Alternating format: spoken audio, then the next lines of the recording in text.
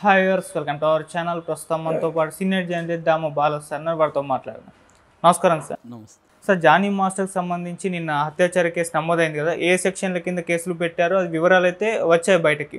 కాకపోతే ఎఫ్ఐఆర్లో ఏముందన్న విషయాలు బయటకు రాలేదు. ఇప్పుడు కీలక అంశాలు బయటకు వచ్చాయని చెప్తున్నారు. మరి ఎఫ్ఐఆర్లో ఏముంది, దీని ప్రకారంగా జానీ మాస్టర్ గురించి మీరేం చెప్తారు సార్? జానీ మాస్టర్ ఎఫ్ఐఆర్ కానీ నిజమైతే మాత్రం చాలా నీచమైన పని చేస్తాడని చెప్పాలి. ఎందుకంటే అమ్మాయిని భయభ్రాంతానికి గురి చేసి బెదిరించి కొట్టి అమ్మాయిని లైంగికంగా హింసిస్తూ ఉన్నాడు ఏళ్ల తరబడి అనేది ఎఫ్ఐఆర్లో ఉంది. నిన్న పోలీసులు ఆ అమ్మాయి దగ్గర దాదాపు 3 గంటల పాటు వాంగ్మూలం తీసుకున్నారు. డీటెయిల్గా ఆ అమ్మాయి ఇతనికి ఎలా పరిచయం అయిందో దగ్గర నుంచి ఇప్పటి వరకు జరిగిన అన్ని సన్నివేశాలని దాంట్లో పోసుకొచ్చినట్టు రాశారు. దాంట్లో అమ్మాయి అతి భయంకరమైన విషయాలు చెప్తుంది. అమ్మాయి ఏంటంటే, అమ్మాయి మామూలుగా అయితే అమ్మాయి పేరు ఇప్పుడు సెలబ్రిటీ కాబట్టి అందరికి తెలిసిపోయింది. ఫోటోలు అన్నీ కూడా బయటకు వచ్చాయి, వీడియోలు కూడా బయటకు వచ్చాయి. సో అమ్మాయి పేరు మధ్యప్రదేశ్, ఇప్పుడు 21 ఏళ్ళ అమ్మాయికి. సో ఆమె 2017లో ఫస్ట్, అంటే అప్పటికి ఇంకా చైల్డే ఆమె. సో 17 అంటే 21 అంటే ఎన్నేళ్ళైంది? 6 ఏళ్ళైంది. 7. సో 6 ఏళ్ళకు ముందే ఆమె వచ్చింది, డీలో పాల్గొనింది. 2019లో ఆమె దీంట్లో వచ్చింది. 19 అంటే ఇప్పటికి 5 ఏళ్ళు అయినట్ట, 5 ఏళ్ళు దాటింది. 6 అంటే 16 ఇయర్స్ ఉంటుంది. సో 16 ఇయర్స్లో ఆమె ఇతని దగ్గర అసిస్టెంట్ కొరియోగ్రఫర్గా జాయిన్ అయింది. ఓకే. జాయిన్ అయిన కొన్ని నెలల్లోనే అతను ముంబైకి తీసుకెళ్ళాడు, ఏదో ప్రోగ్రాం ఉందని చెప్పి. ముంబైలో హోటల్లో ఈ అమ్మాయిని బలవంతంగా అత్యాచారం చేశాడు. నువ్వు కానీ నాకు కంట్రోల్లో లేకుండా ఎక్కడన్నా బయట చెప్తే నేను మీ అమ్మ నాన్నని చంపేస్తానని బెదిరించాడని ఎఫ్ఐఆర్లో ఉంది. అంటే ఆమెని బాలికగా ఉన్నప్పుడే చేశాడు. ఇది ఆల్రెడీ అమ్మాయి మీద ఇప్పుడు ఇతని మీద కేసులు ఏంది? 376 కేసు, 323 గాయాలు చేసిన కేసు, 506. 506 అంటే క్రిమినల్ ఇంటిమిడేషన్, బెదిరించడం. పోష్ అంటే POSH అంటే prevention of sexual harassment in work place. అవి కాకుండా పోక్సో పెట్టే అవకాశం కూడా ఉంది. పోక్సో అంటే protection of children from sexual offences అన్నమాట. ఇది చాలా తీవ్రమైన నేరం. ఒకవేళ ఈ మైనర్గా ఉన్నప్పుడు ఆ మైనర్ అనుమతితో సెక్స్ ఉన్నా కూడా అతనికి కిందనే పరిగణిస్తారు, పోక్సో కింద. అందుకనే ఈ మధ్య ఎక్కువగా ఈ కేసులు కూడా కోర్టులలో పెరుగుతున్నాయి. సో అందుకని ఇప్పుడు ఇతని మీద పోక్సో పెట్టే అవకాశం కూడా ఉంది. ఎందుకంటే ఈ అమ్మాయి 2019 నుంచి నన్ను ఇలా చేస్తున్నాడని చెప్పింది కాబట్టి అప్పటికి మైనర్. ఇప్పుడు 21 అంటే 3.5 ఏళ్ళకు ముందు నుంచి మైనర్ కదా ఆమె. సో అంటే 2000 సంవత్సరం ముందు నుంచి 2020 సంవత్సరం 21 సంవత్సరం ముందు నుంచి ఆమె మైనర్. కాబట్టి అప్పటి నుంచి చూస్తున్నామంటే ఖచ్చితంగా ఇతను బుక్ అవుతాడు, ఒకవేళ చేసినట్టుగానే ప్రూవ్ అయితే. కానీ ఇది ఎలా ప్రూవ్ అవుతుంది అనేది చూడాలి. కానీ ప్రూవ్ అయితే మాత్రం ఇతని మీద పోక్సో పెడితే మాత్రం పోక్సోలో లైఫ్ ఖచ్చితంగా పడే అవకాశం ఉంది. ఆల్రెడీ 376లో కూడా 10 ఇయర్స్ నుంచి లైఫ్ పడే అవకాశం ఉంది. సో ఆమె ఏం చెప్తుందంటే, ఇట్లా నేను వచ్చాను, నన్ను వాళ్ళ టీమే ఫస్ట్ కాంటాక్ట్ చేసి అసిస్టెంట్ కొరియోగ్రఫర్గా చేరమన్నాడు, నేను చేరాను. ఆ తర్వాత నుంచి నన్ను అనేకసార్లు అవుట్డోర్లోకి వెళ్ళినప్పుడంతా కూడా నా మీద లైంగికంగా అత్యాచారం చేస్తున్నాడు. అలాగే ఇక్కడ కూడా మా ఇంటికి వచ్చి నార్సింగ్లో మా ఇంట్లో కూడా చేశాడు నన్ను అనేకసార్లు.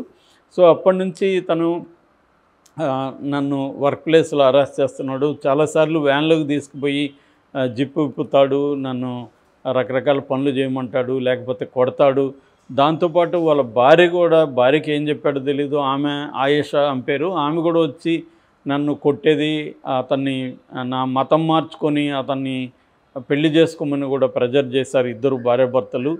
సో నేను దానికి ఒప్పుకోలేకపోతే కొడతా ఉన్నారు. ఇది హింస పెరిగిపోతుంది కాబట్టి నేను ఇప్పుడు తట్టుకోలేక కేసు పెట్టాను అనేది ఆ అమ్మాయి వాంగ్మూలం ఇచ్చినట్టుగా ఎఫ్ఐఆర్లో ఉంది. అంటే ఇతను అతి దారుణంగా ప్రవర్తించాడు అన్న విషయాలు ఎఫ్ఐఆర్లో ఉంది.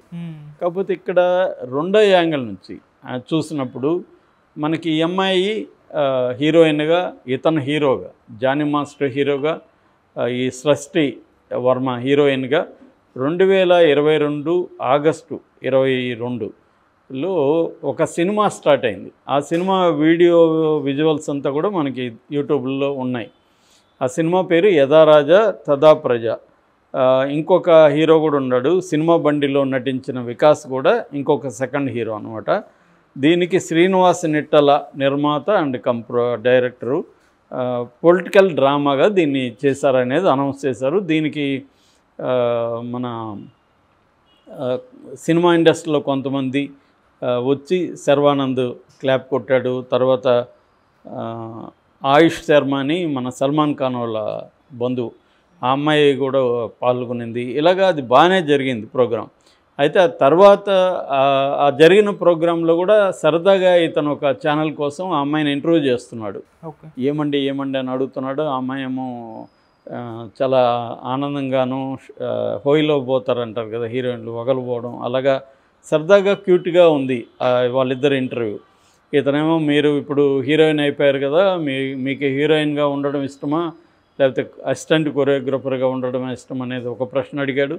ఇక మీదట హీరోయిన్గానే కంటిన్యూ అవుతారా లేకపోతే కొరియోగ్రాఫర్గా ట్రై చేస్తారా అంటే, అమ్మాయి రెండు చేస్తాను, నాకు కొరియోగ్రఫీ ఇష్టము, నేను అసిస్టెంట్ కొరియోగ్రాఫర్గా జానీ మాస్టర్ నుంచి అలా నేర్చుకున్నాను అని, థ్యాంక్ యూ మాస్టర్ రీజన్ కూడా అంటుంది. అంటే వాళ్ళిద్దరూ 2020 వరకు హ్యాపీగానే ఇద్దరు ఉన్నారా అనేది అనిపిస్తుంది ఆ వీడియో చూస్తే. లేదు లోపల బాధల్లో ఉండే అమ్మాయి నటిస్తా కూడా ఉండొచ్చు, ఎందుకంటే హీరోయిన్ చేశాడు కాబట్టి. సో ఏదేమైనా వాళ్ళిద్దరి మధ్య అయితే అఫైర్ అయితే ఉండొచ్చు. ఇది ఇతను ఫోర్స్ఫుల్గా చేశాడా, ప్రలోభ పెట్టాడా ఏదని తెలియదు, కానీ అప్పటి వరకు అయితే అఫైర్ ఉండే అవకాశం అయితే ఉంది. దాని తర్వాత మరి ఏం జరిగింది తెలియదు. 2002 ఆగస్టు తర్వాత వీళ్ళ విజువల్స్ ఏవి మన దగ్గర లేవు, అంటే పబ్లిక్ డొమైన్లో లేవు. అంతవరకు అయితే పబ్లిక్ డొమైన్లో ఉంది. ఆ అమ్మాయి కూడా హ్యాపీగానే ఫీల్ అవుతుంది. సో మేబీ ఒక్కొక్కసారి ఏం జరుగుతాయంటే ఫోర్స్ చేసి ఉండొచ్చు, ఇతను ప్రలోభ పెట్టి కూడా ఉండొచ్చు. ఎందుకంటే ఆ అమ్మాయి గోల్ ఏంటి, కొరియోగ్రఫర్ కావాలనేది ఫస్ట్ గోల్ అమ్మాయికి. సో ఇతని దగ్గర ఉంటే కొరియోగ్రఫర్ మనం త్వరగా అవుతాము, ఇతను కోరికలు తీరిస్తే మనం త్వరగా అవుతాము అనేది కూడా అమ్మాయికి కూడా అనిపించి ఉండొచ్చు. ఇతను కూడా ఆఫర్ అలాగే ఇచ్చి ఉండొచ్చు. ఎందుకంటే చాలాసార్లు సినిమా ఇండస్ట్రీలు ఇలాగే ఉంటాయి ఆఫర్లు అనేవి అమ్మాయిలకి. అమ్మాయిలు కొంతమంది స్పీడ్గా ఎదగడానికి వెనక ఇవి ఉంటాయి. చాలామంది హీరోయిన్లు వాలంటీర్లు కూడా ఫోన్లు చేసి ఆఫర్లు ఇచ్చిన సందర్భాలు కూడా చూశాను నేను ప్రత్యక్షంగా కూడా. ఇలాగ మీరు వేషం ఇస్తే మీకు అన్ని ఫ్రీ అని చెప్పిన పెద్ద హీరోయిన్లు కూడా ఉన్నారు. సో వాళ్ళు ఏంటంటే సినిమా ఇండస్ట్రీలో ఏది మన గోల్ రీచ్ అవ్వాలంటే ఏమైనా చేద్దామని డిసైడ్ అయ్యి వచ్చేవాళ్ళు ఉంటారు కొంతమంది. సో అది ఇక్కడే కాదు, వరల్డ్ వైడ్గా అన్ని చోట్ల ఇదే జరుగుతుంది స్త్రీలకు సంబంధించి. ఓకే. సో లేకపోతే నీకే ఎందుకు ఇవ్వాలి, కాంపిటీషన్లో 50 మంది ఉంటారు, నీకెందుకు ఇవ్వాలి అనేది తన దగ్గర ఉంటుంది. నీకు టాలెంట్ ఉంటే వేరే దగ్గర ట్రై చేసుకోండి, నా దగ్గర వద్దు. నాకు టాలెంట్ ఉండేవాళ్ళు 50 మంది ఉన్నారు, నేను నీకే ఎందుకు ఇవ్వాలి అనేది ఇతని లాజిక్ అనమాట. సో దానికి ఇతను అడిగినప్పుడు ఆమె ఒప్పుకుంటే వాళ్ళిద్దరి మధ్య నిజానికి కాన్సెంటింగ్ అడల్ట్స్ కిందకు వచ్చేస్తారు వాళ్ళు, కాబట్టి ఇబ్బంది ఉండదు. ఇక్కడ ఎక్కడ ఇబ్బంది వస్తుందంటే మేబీ ఈమెని హీరోయిన్ చేస్తాను, కొరియోగ్రఫర్ని చేస్తానని తను చెప్పుండొచ్చు.